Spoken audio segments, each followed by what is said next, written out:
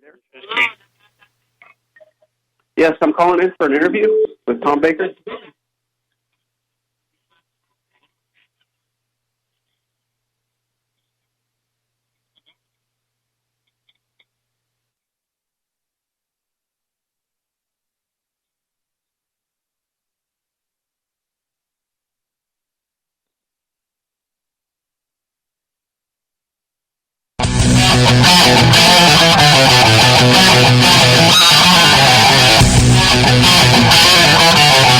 Above, start cleaning those tires up. On green this time. Remember they fan out down there, so protect that bottom. Sunday drive. All right, boss man.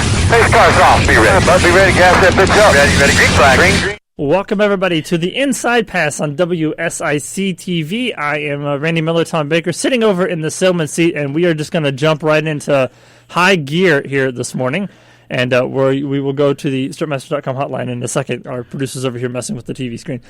So Ben Rhodes is going to join us here in just a second from Thorsport Racing. We'll talk to him in just a minute, and then we'll get to the topic of the day, which is the kind of a frequently asked questions. We took all the questions that people had on Twitter and Facebook about the return of NASCAR this weekend and kind of put them into a little sheet, and we're going to try to answer all those questions for you in this hour. But first, we're going to go to the stripmasters.com hotline and talk to the driver of the number 99 Ford F-150 for Thorsport Racing. We welcome Ben Rhodes to the Inside Pass. Good morning, Ben. Thank you so much for taking some time out to join us this morning and talk to us.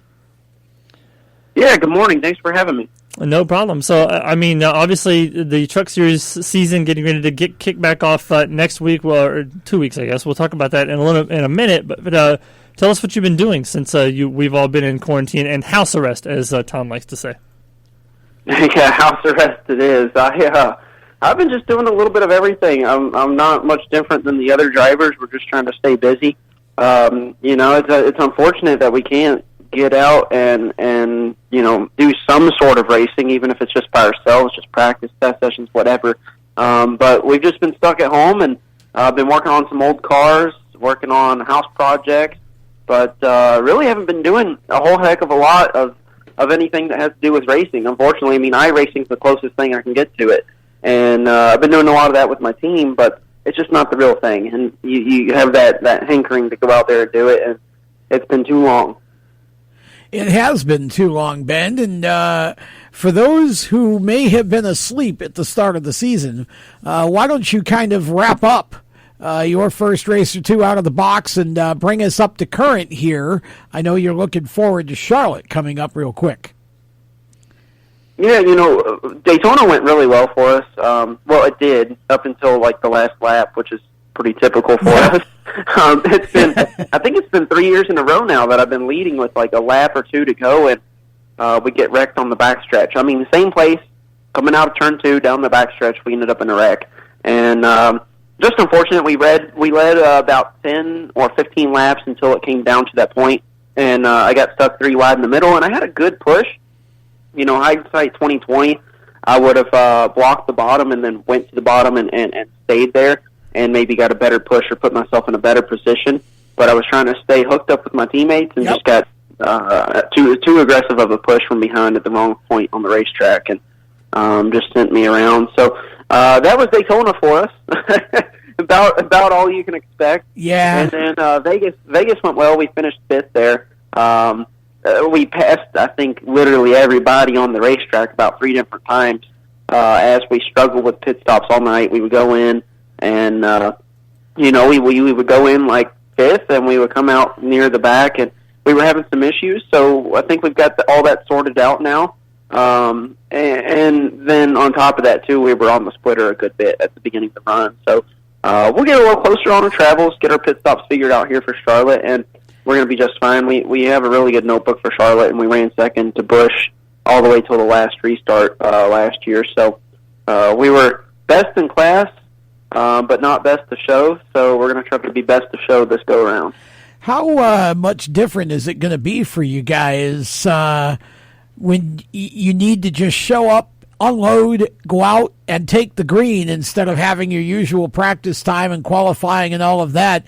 How does that change your approach, and what do you look forward to in terms of the early part of the race because of that fact?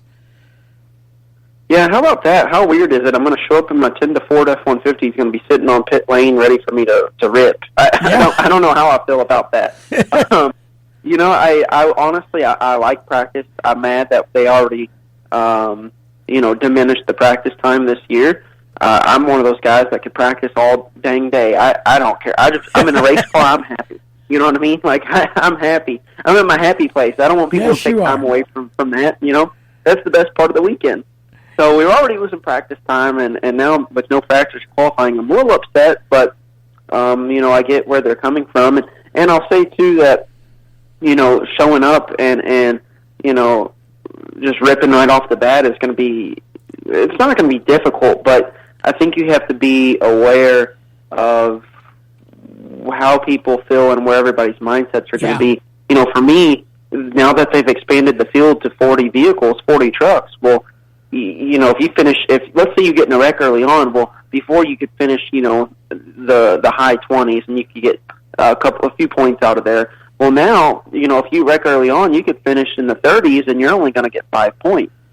So that makes your bad days even worse when the field is that big. So I think there's going to be a real cautious pace early on, at least by myself, to make sure that I'm cautiously aggressive and I'm just taking what I can get, but I'm not forcing any issues, and I'm just being patient and letting everybody wreck themselves out in the first 50, 60 laps, and then by the end we'll be ready to go. But I really do feel like the first few laps it's going to be pretty wild.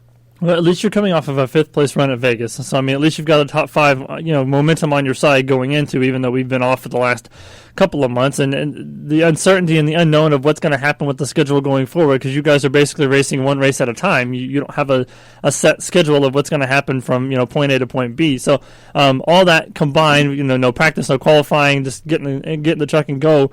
What is your mindset? Like, how are you handling, I guess the fear of the unknown, I guess, as we go into the rest of the Truck Series season? I'm just fine with it, honestly. It doesn't affect me one way or the other. I guess my biggest concern is just watching out for the other drivers, right? Like, I'm not worried. This is my 5th, I'm currently this is going to be my 5th full-time year in the Truck Series, so I did 4 now. 4 seasons, and it just, I feel like I know all the tracks well enough. I know what the trucks are going to do, that I don't have any concerns about me. I'm just more or less worried about making sure that we have a good, solid night. Right now, even with the bad finish at Daytona, we're still 3rd in points. So, I just want to capitalize on other people's mistakes. And I guess the big concern for me really comes from making sure that we unload good, right? Because you don't have any practice time to dial it in. If your heights are a little off, your platform's a little off, or maybe you're dragging the splitter a little bit, and this is common, right? Like, this is a common thing, not just for me, but like throughout the garage, that you show up to a racetrack and you might have different tires this year. There's so many different variables that it's very easy to get into the racetrack, and you go into the first corner of the race and you don't know where your heights are at, and you don't know how it's going to handle. So that can cause some accidents as well. If somebody tries to bonsai the first corner and they get on their splitter really hard and they drift up the track into another truck, So I think everybody just has to play it smart, and I'm going to do the same. But my concern just comes from the fact that I want to make sure that we're handling right, and without practice, I can't give myself that comfort. Yeah, for sure. Yeah, that's got to be a tough situation, and especially when you think about the fact that you've expanded the field, you wonder how much inexperience you're going to get relative to what you would normally have in a Truck Series race. So, there again, as you get into slower traffic and such, it just accentuates the need to be cautious in the beginning and kind of watch out for what the other folks are doing out there, right? Yeah, no, absolutely. The Truck Series itself this year is very, very healthy. I think it's extremely healthy compared to the Xfinity Series. I mean, you look at all the trucks that are coming in.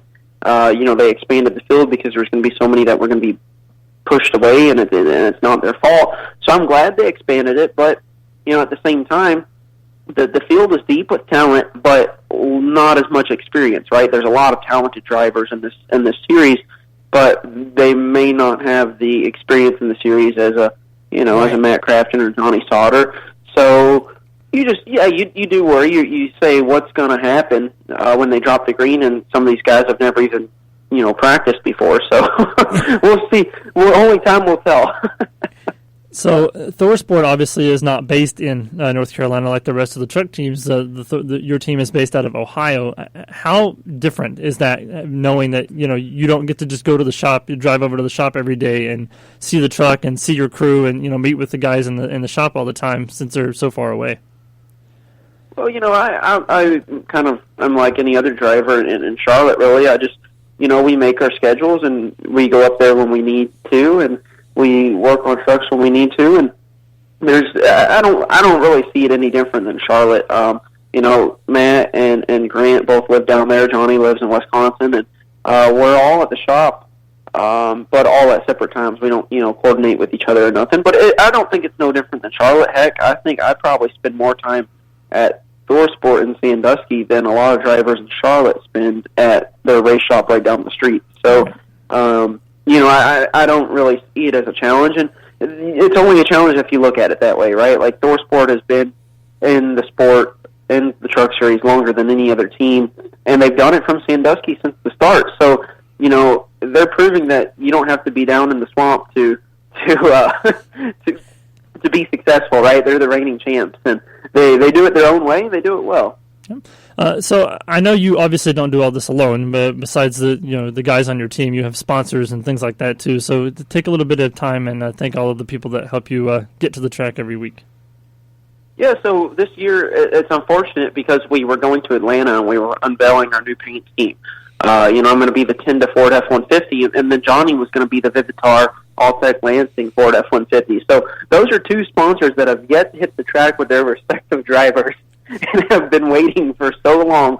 It's a little disappointing, too, because those guys were going to come to the racetrack, and now they're not allowed to go to their first race with their name on the truck. So disappointed for those guys, but, I know that they're very, very excited about this season. So the other two are Caroline and Nutt, and obviously with Menards and Champion Power Equipment. I mean, you look at Thorsport Racing, and it's a family of, kind of like a family of brands, right? Like, every driver represents every sponsor, and everybody's very proud of all the effort that goes into it. Well, you've certainly represented your sponsors well in your time at Thorsport, and you mentioned it being a family of brands. A lot of the sponsors have been around Thorsport for a number of years, and that's really, I think, a testament to the way that Duke and Rhonda handle the teams and the way that you guys as a collective group are able to represent them so well. Talk a little bit about what it's like to race for Duke and Rhonda and what the atmosphere is like in terms of the team in general. I'm a believer they are hands down the best owners in the sport, and I don't think you could ask for a better boss to work for. I mean, they're phenomenal people, and that's the reason why that they have these family of brands that have stuck around Thorsport Racing for so long, right? Like, there's a reason why they're successful. They've been around for so long, and there's a reason that they have these ongoing relationships. It's because they're very stable.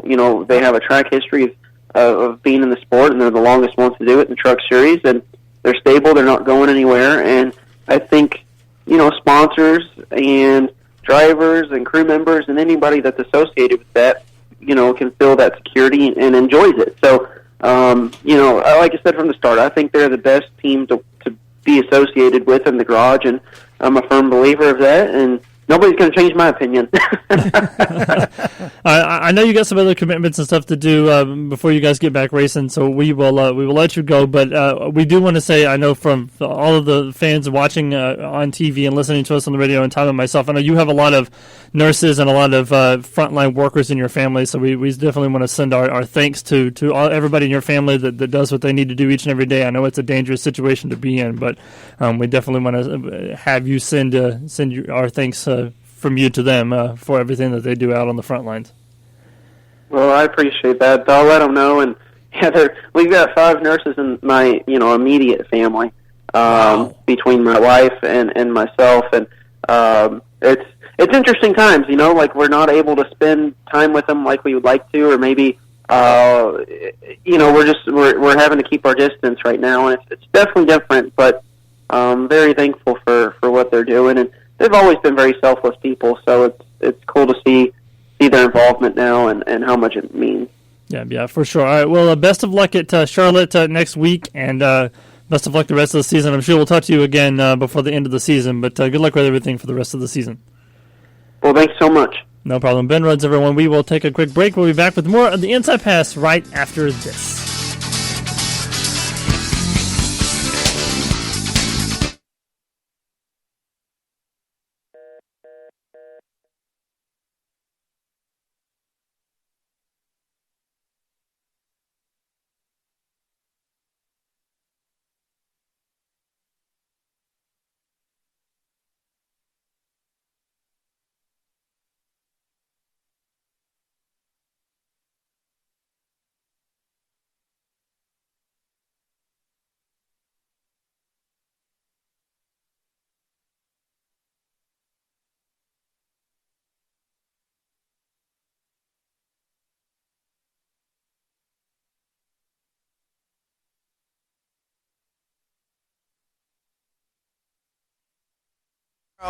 Another cool day with partly sunny skies and a high of 67. Then for Thursday, the temperatures get warmer, mostly sunny 75. By Friday, we'll be closing in on 80 degrees. From the Neighborhood Stormwatch Forecast Center, I'm meteorologist Nick Koser. Be sure to catch Chief Meteorologist Tara Lane today on Fox 46 News at 5.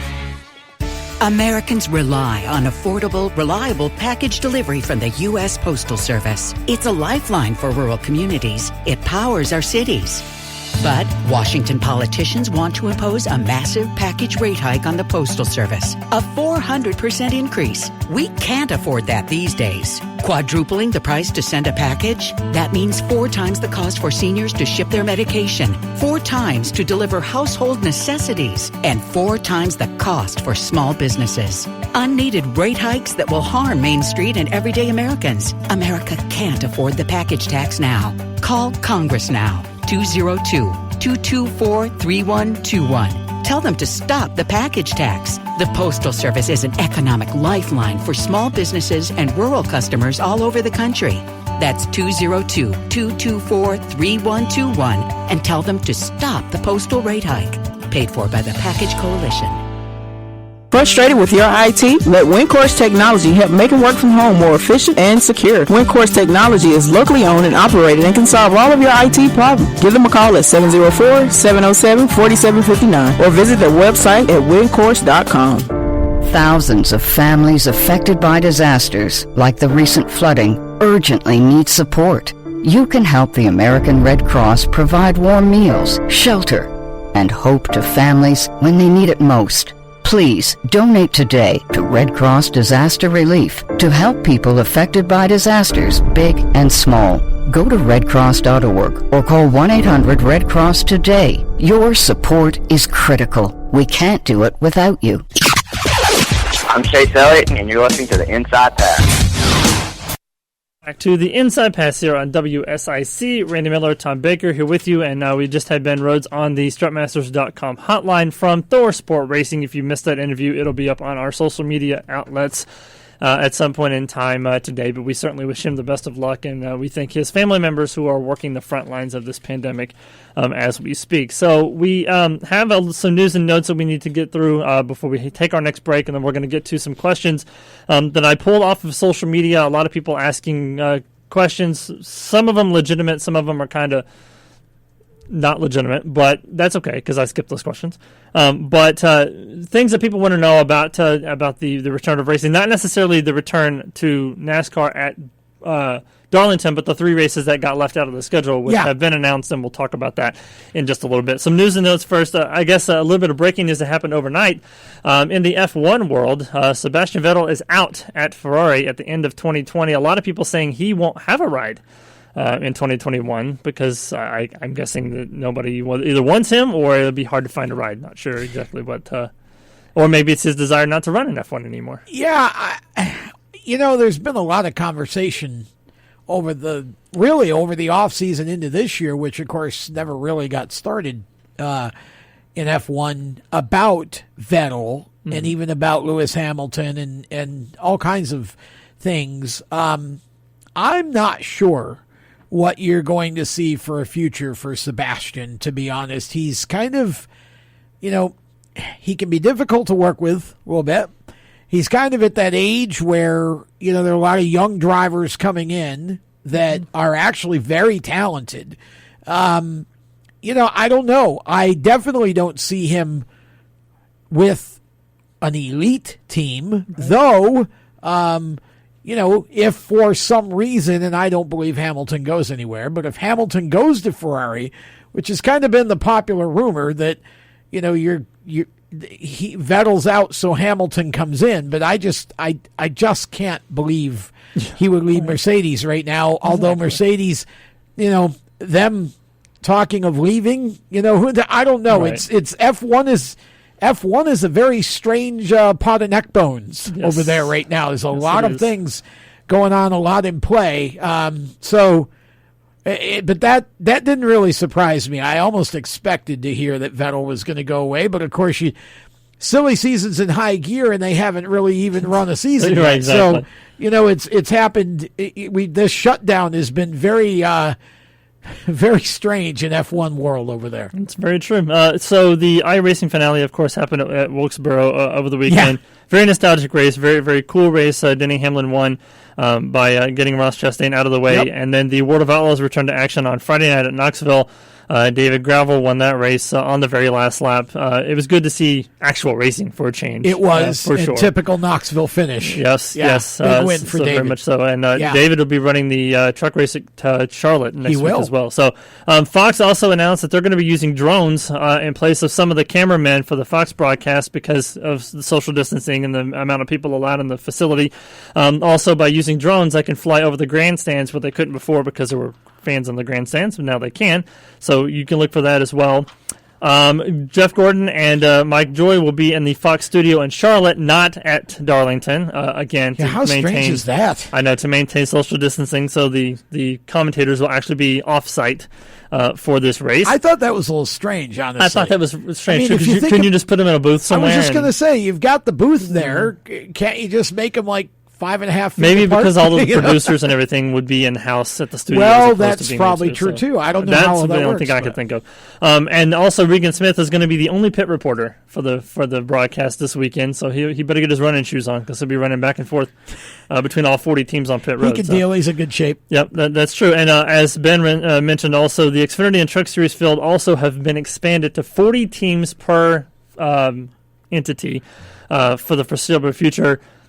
I guess there's good and bad in that. I mean, some owners don't want that to happen because then owners' points are going to be less. Yeah. But then at the same time, because basically what's going to happen is that wherever the ending position was, I think in the trucks or in the Xfinity it was 36, right? 38? 36. 36? Yeah. So 36 through 40th would get 1 point, and then in the Truck Series it was 34 or 36, something like that. So every position will get 5 points past the actual end of the starting grid. So I mean, it's good and bad. I think it's cool because it allows more cars, which means, and more trucks, which makes for, I feel like sometimes more exciting racing. But the more the merrier, because that's what we need is more teams and more drivers and more opportunities in the sport. So I'm all for that. So we are going to take another quick break. When we come back on the other side, we will break down your questions, everything you need to know about NASCAR's return. We'll have it for you on the other side of this break on WSIC and the Inside Pass.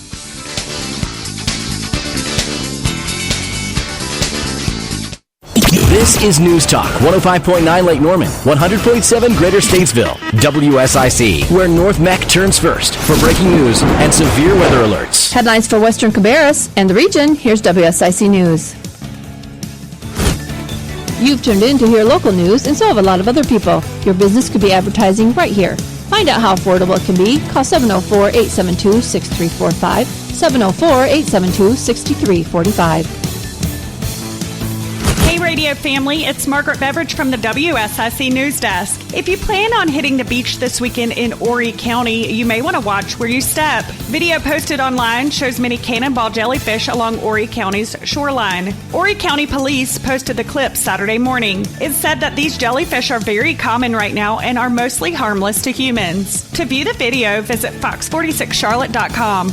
Caldwell County Public Health announced its first confirmed death in the county due to COVID-19. The Greater Statesville Chamber of Commerce held a town hall with Senator Vicki Sawyer and Representative Jeff McNeely last week in which they talked about how Iredell County's reopening will be affected by state decisions. The state legislature returned to Raleigh in late April and has been working on legislation to prepare state businesses to reopen when the governor eases restrictions put in place to slow the spread of the pandemic. WSIC is working around the clock to help keep you informed, so visit WSICFM.com as well as our Facebook page and stay tuned right here for more.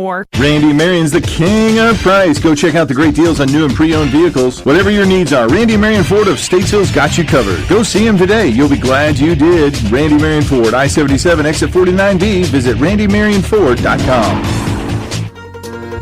Yes, for an appetizer, I'll have this one. And make sure it has leather interior. Yes, madame. An excellent choice. In many cases, today's car thieves are very discriminating with expensive tastes. They pick and choose the models they want and place an order. And once they stick a fork in your hot ride, it's arrivederci. Help us put a stop to this free lunch. If you suspect car theft or insurance fraud, call us at 1-800-TEL-NICB. A public service message from the National Insurance Crime Bureau. Hey, this is Joe Vagnone. I love the freedom of being an entrepreneur. That includes picking my own coffee. My choice, you know it.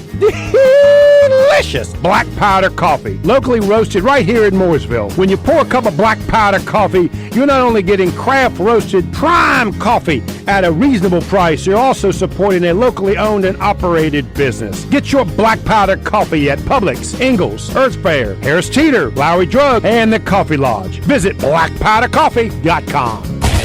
High quality, low prices, and a professional staff. Visit Ayers Automotive for all of your automotive needs. Proud to offer Cooper Tires, 1237 East Gardner-Bagnell Boulevard in Statesville. Auto Repair Statesville.com.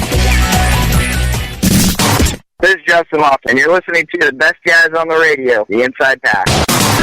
Welcome back to the Inside Pass here on WSIC. Thank you so much for watching us. If you're watching us on Facebook Live, thank you for watching us there. Or if you're listening to us on one of the 3 WSIC stations, thank you for listening on your radio, in your car, or at home, wherever you are right now.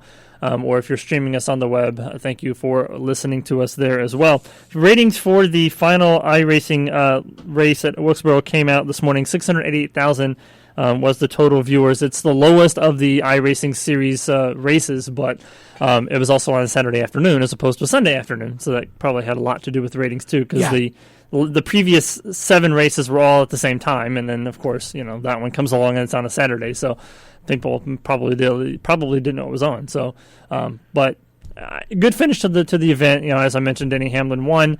It was cool to see North Wilkesboro, and because of the popularity and the desire for that track, iRacing actually released it on yesterday, as opposed to waiting until June 2nd, because it was supposed to be released like a month from now. But because of popular demand, they went ahead and released it. So everybody is going to rejoice. But they're also creating the cars of that era and things of that nature to go along with it. So those will be released in the weeks to come. But everybody seems to be excited and happy that North Wilkesboro got its proper send-off, I guess, if you will. Sure. So, there you go. All right, so as we mentioned earlier in the show, NASCAR has revealed the 3 tracks that are losing dates this year. 2 of them we kind of much figured was going to happen. The third one was kind of a little bit of a surprise in Richmond, but Sonoma and Chicago also on that list, along with the spring Richmond race. That's one clue as to our questions. So, of course, everybody started a firestorm of questions asking, random questions. I thought we would pull the ones that didn't have an answer yet and kind of give you an answer to those questions. The first question a lot of people asked was, why Richmond? Because it's within driving distance of all of the tracks of which NASCAR mandated they wanted to race tracks that were within driving distance of the shops.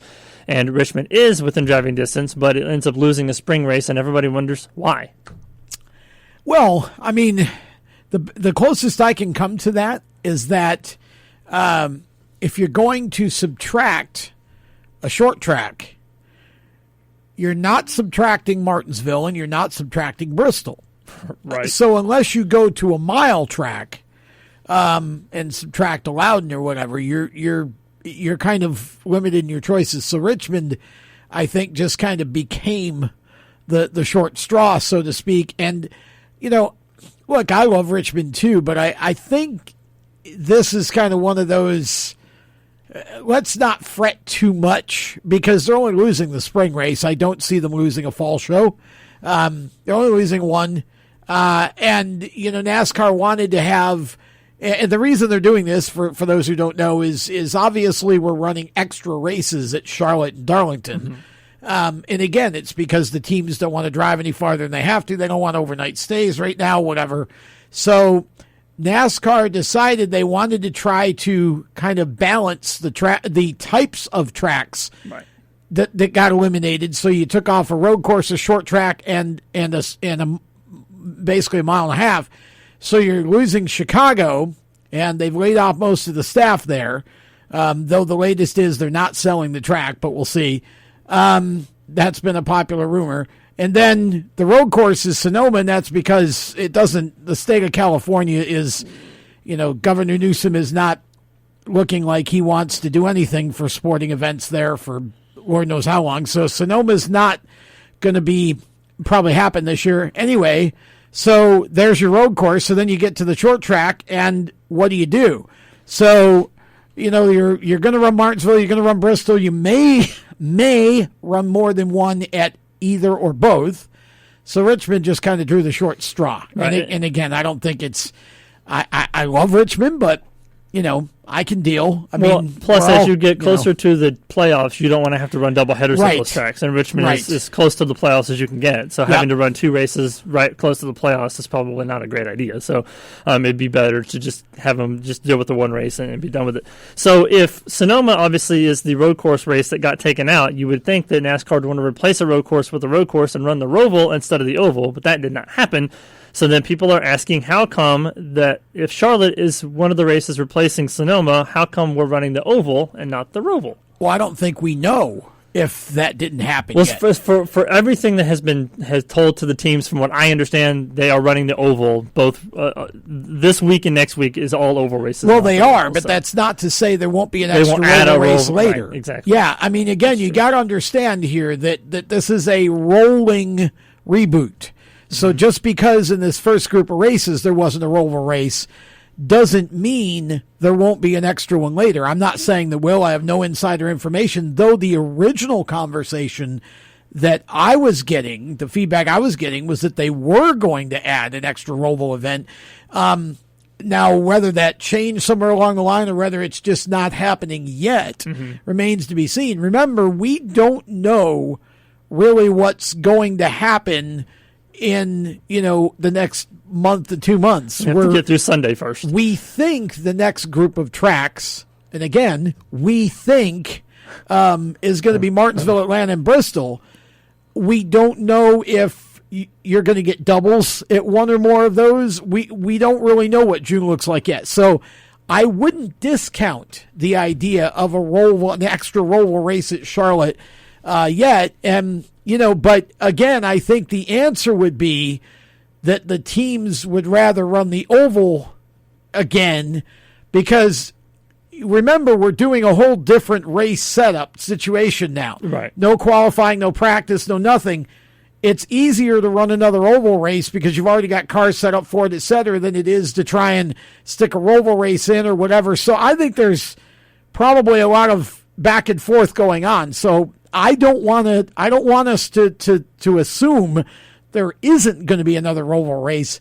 Let's just wait and see how it unfolds. But I think the big thing is they're trying to get to 36 races, however they have to do it. And if they thought it was easier to kind of take that race and duplicate an Oval race instead for this year, then that's that's basically it. The two answers that I kind of came up with based on people that I know in the industry, number one was that the teams don't have a road course car ready yet anyway, right, because Sonoma wasn't until June, so they haven't even had a chance to start working on the road course car, so there was no road course car available. And number two is because it takes several hours to convert the track from an Oval to a Roval, and if you're working on 2 races or 3 races back to back to back, with a limited staff, it'd be hard to get that converted back over from a Roval to an Oval and back again back and forth. Well, that's why I said don't assume there won't be another race later. Yeah, we just don't have enough people to make it happen right now. So the other question was in regards to Charlotte or Chicago and Sonoma. Why not put them into the playoffs? Which people who are longtime fans or people that understand the sport like we do as media understand you can't just take a race out and put it somewhere else. That's just not logistically possible. There's too many other things that have to happen in order for that to work. And it would also mess up the 10-race playoff format that NASCAR says we do not want to mess this up. We want to leave it the way it is. So I don't even know if it's worth answering that question just in regards to, it's not that easy. You can't just take races out and put them somewhere else. Well, and especially given the fact that this is remember, we're not just changing all this because NASCAR suddenly decided they wanted to be different. We're doing this because of the pandemic and the virus and the situation in various states.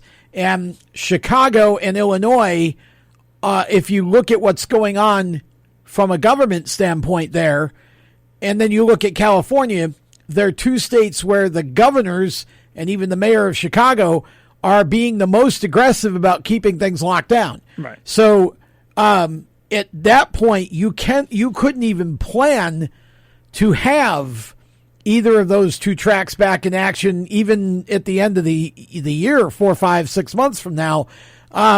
So you certainly wouldn't, you certainly wouldn't want to insert them into the playoffs in the middle of all of that and not be able to have fans if you could have fans somewhere else. And I don't know if we're going to be able to have fans anywhere this year. But again, that's why you don't just sort of put those, and what tracks would you take out to put them in? Right. Exactly. So I'm not sure what Chicagoland's future is. I don't want to speculate one way or the other. You all see the same rumors and same things that we do. But I'm pretty sure Sonoma will be back in 21, provided that there's an opportunity to do it. Governor Newsom allows racing to come back in 2021. Yeah. So it's just funny to me. Some of these questions are all pretty much the same. Like one of the questions was, how come we don't just run, Virginia International or Road Atlanta or another road course to make up for it? Right. And it's the same. It's the same answer. We just gave to the last one. You can't just do that. You can't just say, okay, we're going to go run here instead, because there's a lot of factors that NASCAR takes into account when they decide what tracks get dates and what tracks don't. And you don't want to just go to a track that nobody's even been to. A lot of people haven't even ever been through the gate, much less been on the surface without practice qualifying and things like that. Well, that's part of it. That's a big part of it, is under the circumstances, even if you wanted to go and try to run one of those tracks, you're not just going to have everybody show up and race. That's just not. You're just not going to logistically do it that way. It doesn't make sense to do that. They don't need to go to those tracks right now. I do think you may see one or more of those tracks later, not in 20, but later, worked in at least to a rotational kind of situation.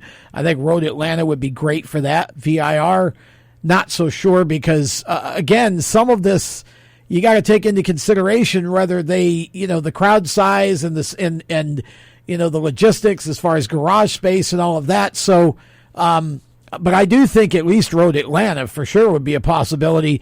Rockingham and Wilkesboro is not happening. People have just got to get used to the idea. It's great on iRacing. I'm glad we did it, and I'm glad it's there for everybody to enjoy. Should have DVR'd the iRace. Unless somebody hits the lottery Powerball and decides to, sink their own $6 or $10 million into refurbishing Wilkesboro, which basically means starting from the ground up.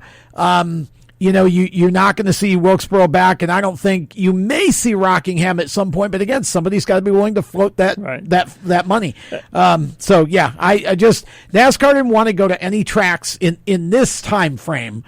They didn't want to go to any tracks they hadn't been to before. Right. Exactly. So again, what the future holds, who knows? But not now. And you can spend money on Wilkesboro and Rockingham, but that doesn't mean you're going to get a NASCAR date, even if you did spend all that money on that track. Well, here's the deal. If I will put this out there right now. If I win Powerball at any point, if the Lord lets me win Powerball, I will have Wilkesboro back on the NASCAR schedule. It's only money.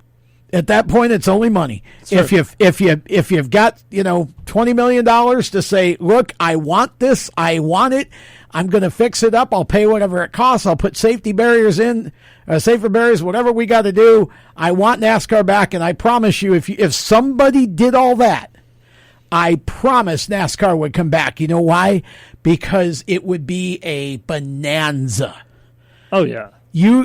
I could double the grandstand capacity and still sell out. Yeah. But somebody's got to be willing to pay that upfront cost. Right. And that's really, and that's money you're never going to ever get back.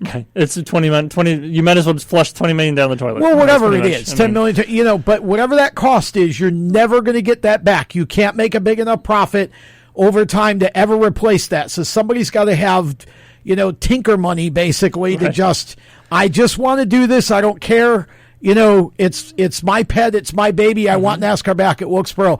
If somebody did that, I would guarantee that NASCAR would come back, even if not with Cup. You get at least a truck, if not a truck in Xfinity. But I would be surprised if NASCAR wouldn't bring even the Cup Series back there if it was the way it needed to be. But nobody wants to take on that upfront cost right now because, again, it's throwaway money. Mm-hmm. And who has throwaway money right now when we're all in shutdown? All right, we're going to take a break. When we come back on the other side of the break, we'll have the rest of the news from the NASCAR world as we prepare for NASCAR's return on Sunday. We'll be back with more of the Inside Pass right after this. This is News Talk 105.9 Lake Norman, 100.7 Greater Statesville, WSIC, where Southern Iredell turns first for breaking news and severe weather alerts. JFCMgroup.com is a local cybersecurity testing, training, and management company. If you suspect that you may be the victim of a cybersecurity attack, go to JFCMgroup.com. That's JFCMgroup.com. For WSIC, I'm Fox 46 meteorologist Nick Koser. Overnight low tonight down to about 48 around the lake. Tomorrow, another cool day with partly sunny skies and a high of 67. Then for Thursday, the temperatures get warmer, mostly sunny 75. By Friday, we'll be closing in on 80 degrees. From the Neighborhood Stormwatch Forecast Center, I'm meteorologist Nick Koser. Be sure to catch Chief Meteorologist Tara Lane today on Fox 46 News at 5. This is Margaret Beveridge with your latest news. Statesville retail businesses started reopening this weekend, at least some of them. Governor Roy Cooper announced phase 1 of the reopening process last week, meaning that some retailers could reopen as of 5 p.m. Friday with restrictions. Those were obvious over the weekend as stores like TJ Maxx had lines of people properly distanced outside waiting for their chance to shop. 2 new victims have come forward in the case against a Concord pastor, and additional charges have been filed. Brian Mejiquez was charged Monday, May 11th with 1 count of statutory sex offense of a child and 3 counts of indecent liberties with a minor. For more, visit independenttribune.com. As people continue to stay indoors, residents should pay special attention to anything cooking or burning while at home. There were 4 fires that took place over the weekend from Friday, May 8th to Sunday, May 10th, according to the Concord Fire Department. Stay tuned to WSIC through the day for more. I'm Margaret Beveridge from the News Desk. I'm Pastor Chris Thompson, and I want to invite you to join me this Sunday at 10 a.m. for the River of Life broadcast on WSIC, where we open God's Word and discover how God's truth transforms our life. That's the River of Life broadcast on WSIC at 10 a.m. Pain or no pain, your wisdom teeth should be checked every year. Some wisdom teeth can become impacted, which can lead to cysts, tooth decay, and gum disease. Wisdom teeth can cause crowding, painfully damaging adjacent teeth. Not all wisdom teeth need to be removed, but they all do need to be monitored by an oral and maxillofacial surgeon. Find a surgeon near you for a complete examination at myoms.org. It's a yard sale on the radio. Home Ad with Pat Shannon, 9 to 11 weekdays. Hello, race fans. This is Chris Wright. Thanks for listening to these guys. Man, what some great radio hosts. You're listening to the Inside Pass. Chris has been iRacing a lot lately. Yeah. He's been crashing a lot lately, too. But they've been having some fun over at Colleague Racing doing iRacing. They're in some league, I think, that one of the drivers has, but Haley's in there, and AJ's been doing some of it, and Rice has been doing some of it too, so they've all been having fun doing that. But there's nothing else to do right now, although NASCAR will be back on Sunday. So, JJ, we're talking about Jimmy Johnson, officially confirmed over the weekend that this is going to be his last season. It was an interview that he did with one of the magazines. I don't remember which one it is. But anyway, he confirmed to that magazine he is definitely going to see his way out at the end of 2020, mainly because he's working on other commitments and other series, IndyCar stuff and some other road racing stuff that he wants to do. So that having those opportunities would prohibit him from going back to Cup full time. That's why he's going to go ahead and move out. So part of the rest of the article talked about what happens in the wake of that decision. A lot of people are thinking, that the 48 car is obviously going to be the hottest commodity, that a lot of the drivers are going to want that ride. Ross Chastain's been mentioned as part of it. Brad Keselowski's been mentioned. Kyle Larson's been mentioned. Noah Gragson and Justin Allgaier, and basically anybody underneath of the Hendrick Motorsports umbrella in the Xfinity Series has been mentioned as part of the discussion as to who takes that ride. But one of the interesting things in part of the article talked about Alex Bowman. Alex Bowman is actually in a contract year and doesn't have full season sponsorship for 2021, at least in the 88 car. And the editor of the story, and I'm not exactly sure who it was, but they're a respected journalist in our business. But he talked about why wouldn't they just put Bowman in the 48, and then that way, if the 88 car doesn't have sponsorship, they wouldn't be losing out on a driver without a sponsor or a sponsor without a driver, and they could just bring somebody else in for the 88 if they found full-time sponsorship. There's a lot of other things about that story that kind of worth discussing, but we don't have a lot of time for that. But Tom and I talked about it before the show started, and Brad Keselowski is probably the hottest rumor right now because he's unhappy at Penske. Him and Logano aren't really getting along like they used to. He's kind of becoming upset about the fact that Logano's had more competitive cars than he's had in the last few seasons or races or whatever. And he would be up to looking at other offers if somebody called him for the offer. And, of course, Brad Keselowski came from the Hendrick camp way back when he was driving for Junior, and they just wasn't a place for him to go at Hendrick, so he went over to Penske to have a refutable career. But now everybody is saying that he kind of wants to come home, and Hendrick wants to bring him home and stuff like that. But nobody wants him in the 48 because it's that whole, we don't really like Brad Keselowski, and, we're not going to be fans of the 48 if he's in there, and whatever. I mean, it's NASCAR fans being NASCAR fans, but it's an interesting look at, what things might happen, as we get further into the season, once we get going again. But as you was talking about, Tom, if the Xfinity Series season is cut short, that's a lot of opportunity that these guys won't have to show Rick Hendrick what they've got. Well, yeah. I mean, I think when you look at the 48, first of all, let's address the Alex situation. Alex may not have full season sponsorship for 21. Remember, we're only in early May here. We've only completed 3 races. That too. We're 4 races into the season. We're only in early May. This is way too soon to be making decisions based on what sponsorship you have at this moment. So let's just disqualify that. And second of all, he does have some sponsorship, and that's those sponsors like him. Right. And it's not easy to take those sponsors and send them over to the 48 when you get Ally doing a full season. Mm-hmm. So the situation is that it's not just that cut and dry. Well, you just go drive that car, and we'll do. And second of all, that wouldn't make any sense to do that. Alex Hendrick has never, ever had trouble getting enough sponsorship, ever. It's just not a huge priority at this moment, and I shouldn't say it like that. It's not something I don't think that Rick Hendrick is just stressing over at this point. When it comes time, he'll have what he needs. If he wants to keep Alex, he'll have what he needs. Now, the reason, first of all, there's a better chance that Richard Petty comes out of retirement to drive the 48 than there is that Kyle Larson drives it. Let's just get that out of the way right now. That's just not going to happen.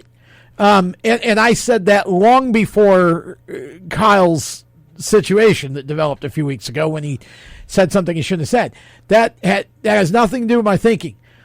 Rick Hendrick's not going to allow Kyle to run the amount of dirt track races that Kyle likes to run. So if Kyle's going to come back to Cup, there's one major team he's going to come back with, and it's Stewart-Haas. And I could see that happening in 21 perhaps if the sponsorship were there. Okay, and I could also see him never coming back to Cup. Right. If he gets other opportunities, and right now that's on the table. I mean, he's a free agent. So, from the 48 standpoint, Brad Keselowski seems like a pick that could be a good pick for Rick to bring him back home if he's looking for somebody maybe for a couple of years, 3 years, and that gives him time to groom the right driver for down the road. Mm-hmm.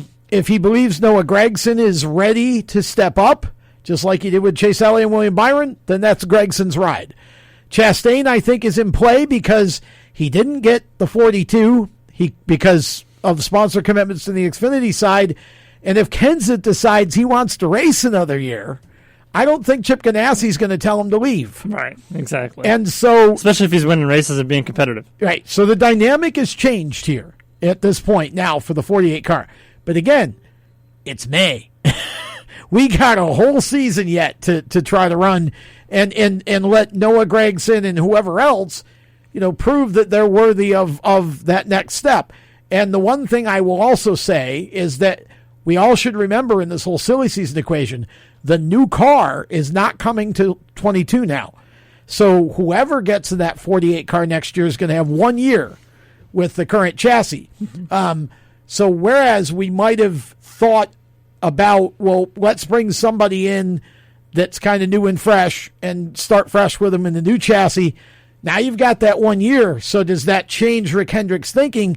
Instead of bringing up a Gragson maybe a year ahead, do we go ahead and bring Brad in and let him be part of some of the testing and so forth as that happens down the road?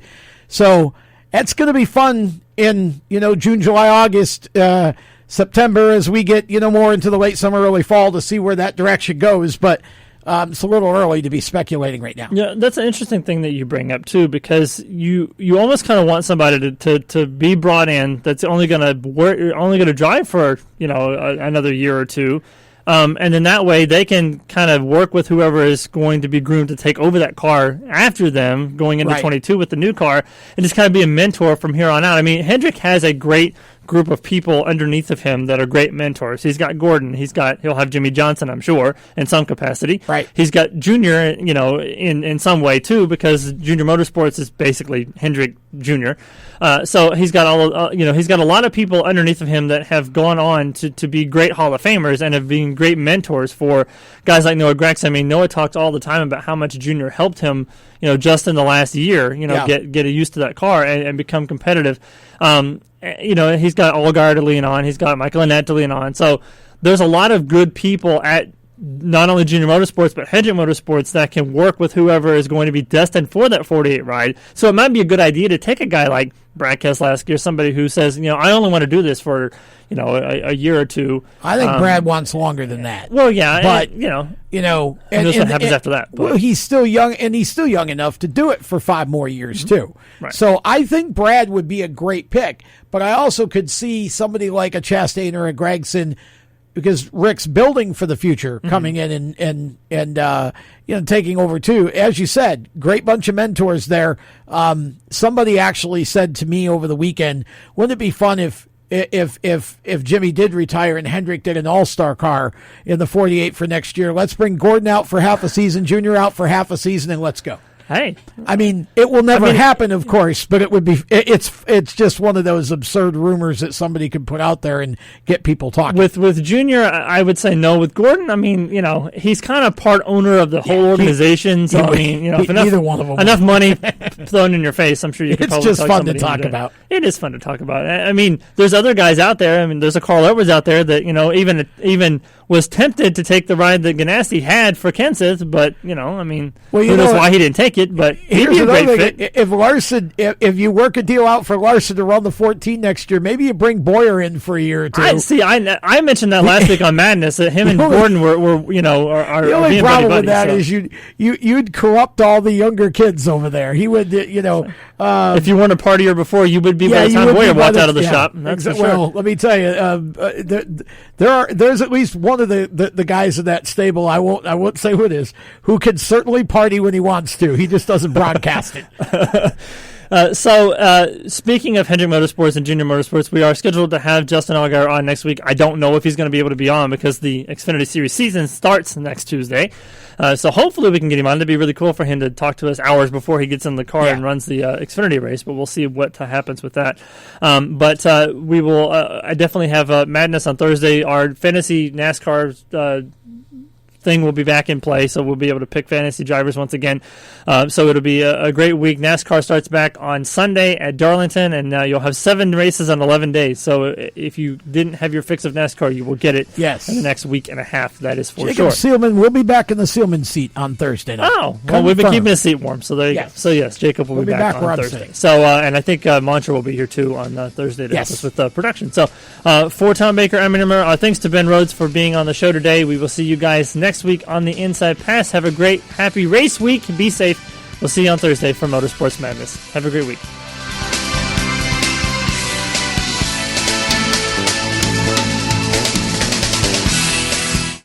News Talk for Lake Norman.